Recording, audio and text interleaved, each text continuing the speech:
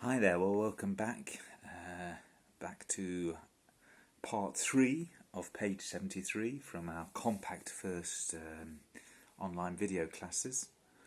Let's continue. We looked at reported speech, okay?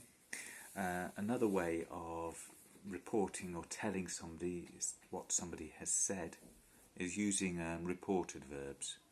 Reporting verbs, simple as say and tell, often have specific forms that follow them, okay? And we're going to look at the most common forms after these reporting verbs, okay? So look again at your books on page 73, exercise 6. We have 5 sentences which we need to complete using the reporting verbs. Admit, it was me. Apologise, which is to say sorry.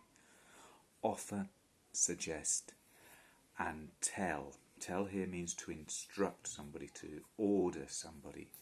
Okay, just have a look at that and then we'll check. Okay, you finished? Good. So, the first one is the example. Paul offered to lend me his copy of the DVD. Okay, he offered to lend me. Alright, so number 2, Lena suggested that we should watch TV. Suggested. Number 3, a police officer told the man not to move. And number 4, I apologise for losing the TV remote control. I apologise. And number 5, 2 youths admitted stealing the satellite dish. Okay, so look at the structures that we use after these reporting verbs and put them into the correct groups in exercise 7. Okay, so the first one again is an example. Sometimes the verb will be followed by the to infinitive. Example, offered to lend me. So that's A. B. Some verbs will be followed by the object, the person you talk to, and then the infinitive.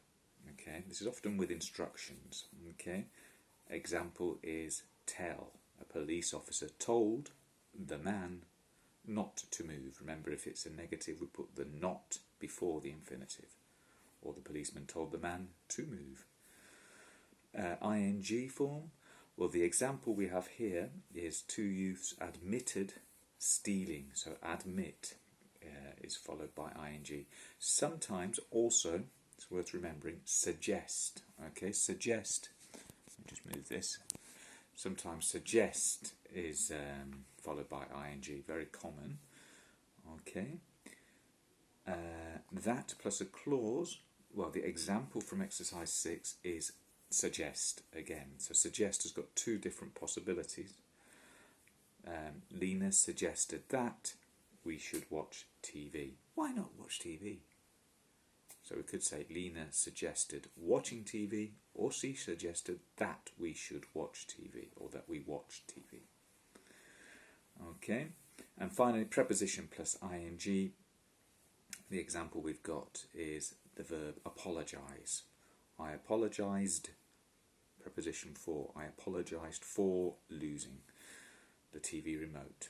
Okay, so let's look at the other verbs that we have in the box, okay, and put the verbs into the correct group. Okay, we'll just make sure we know what the verbs mean. To advise, remember advise in English is to give somebody ideas or help. Okay, I didn't know what to buy, so my friend advised me, about the best things. Decide, deny, it wasn't me, I didn't do it. Okay, explain, insist, invite, order, persuade, promise, recommend, refuse, I'm not doing it, no way. Remind, threaten and warn. Remember, threaten is to say, I'm going to do that, I'm going to hit you, for example. To threaten somebody, to menace them, to talk to them with menace. Okay, warn, to tell somebody about the danger. Okay, notice that advise and warn in English are different. Okay, advice is to give good ideas, to counsel somebody. Warn is to tell somebody that something is dangerous. Okay, threaten is to say, if you do it, I'm gonna be bad to you.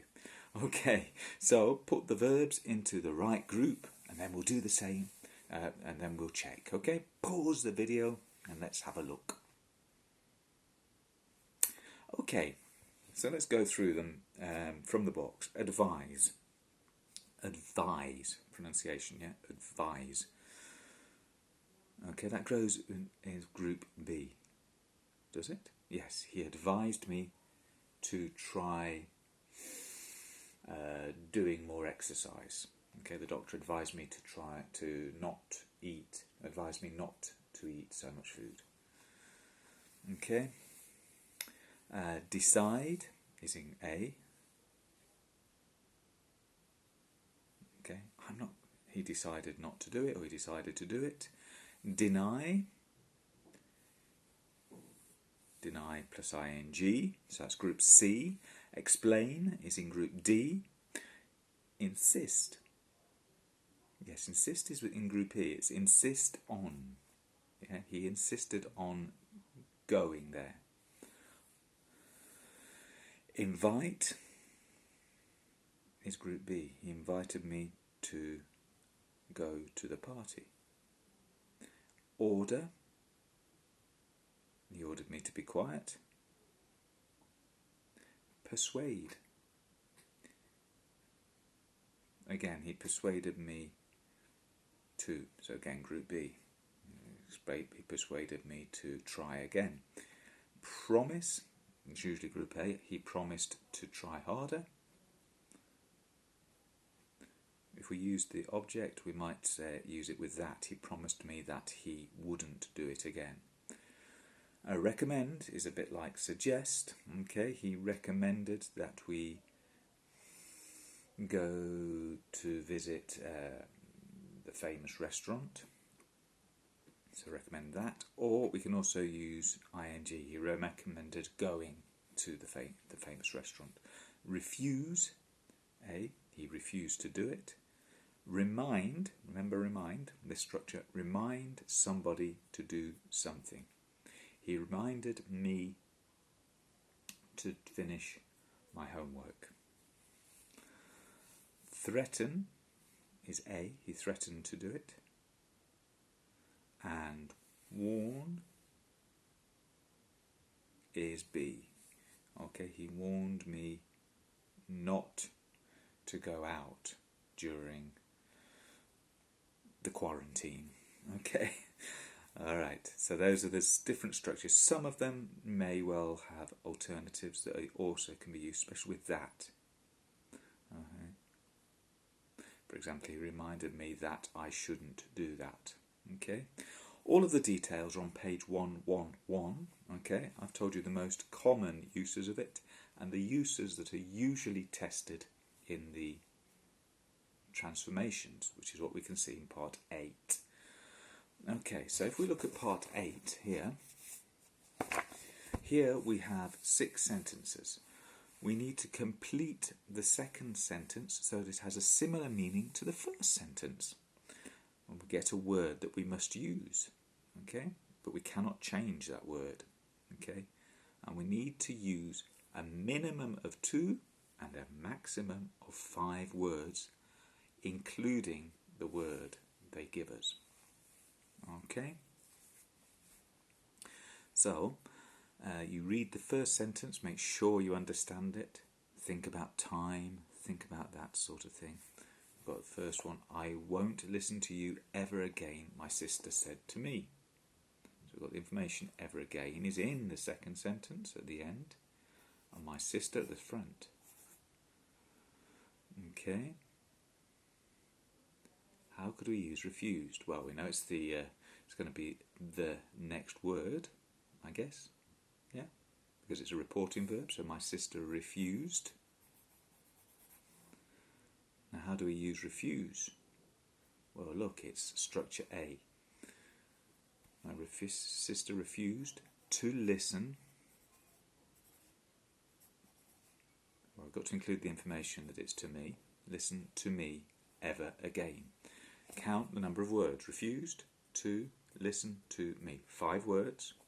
Have I used refused? Yes. Have I changed it? No. Does it have all the information from the first sentence? Yes. Yes. Okay, so the first one is refused to listen to me. Okay, so you have 5 more. Okay, we're going to stop there. Okay, and I'm going to ask you to do those 5. Remember, underline the information that isn't in the second sentence. Think about how you use the word they give you. Make your answer. Check. You've used the word.